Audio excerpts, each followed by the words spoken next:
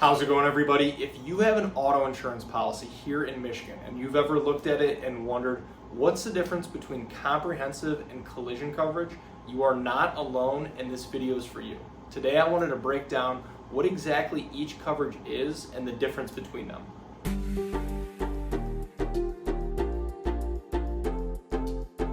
Thank you for stopping by. My name is Brian. I'm an independent insurance agent based here in the state of Michigan, Metro Detroit specifically, and I work with businesses on their commercial insurance programs as well as helping families and individuals with their personal insurance, their home, their auto insurance as well.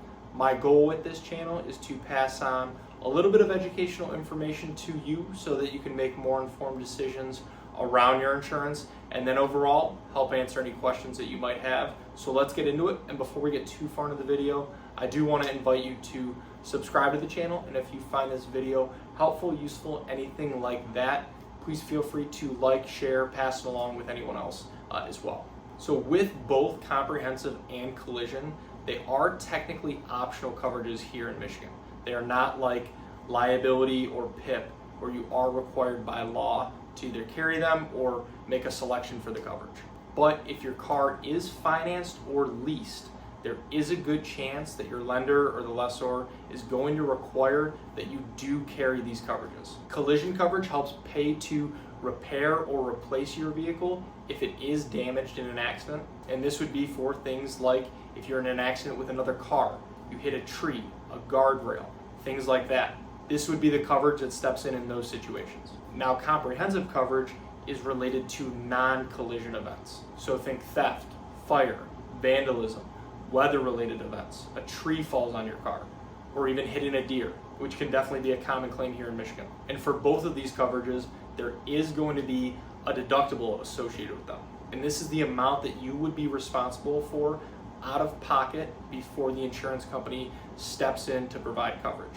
And you can set a different deductible amount for each of these coverages. So depending on your budget, it might make more sense to have one higher than the other. For example, it is common for people to have a lower deductible on their comprehensive just because that coverage is typically less expensive than collision coverage, because those comprehensive events, those comprehensive claims are less common. The insurance companies typically pay less out on those claims than collision coverage events. And then it is common to have a higher deductible on collision just because that is a more expensive part of the policy.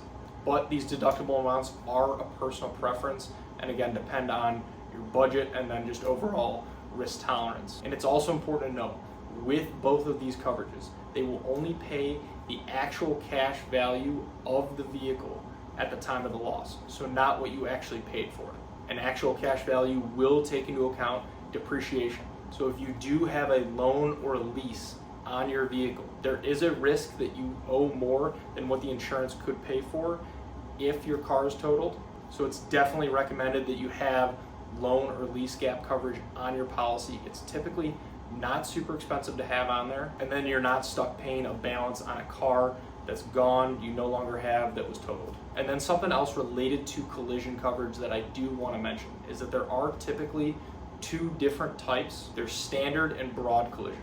With standard collision, you are responsible for paying your deductible no matter who is at fault if you're in an accident. But with broad collision coverage, if you are found not at fault for the accident, you would not be responsible for the deductible. So broad collision can cost a little bit more in premium, but it can save you money out of pocket if you are in an accident and found not at fault. So again, with these two options, it is more so a personal preference. At the end of the day, with both of these coverages, comprehensive and collision, they do help protect the investment that you've made in your vehicle. So even if it's not a brand new car that you have that has a loan or a lease on it, it definitely still could be worth considering having both these coverages on your policy.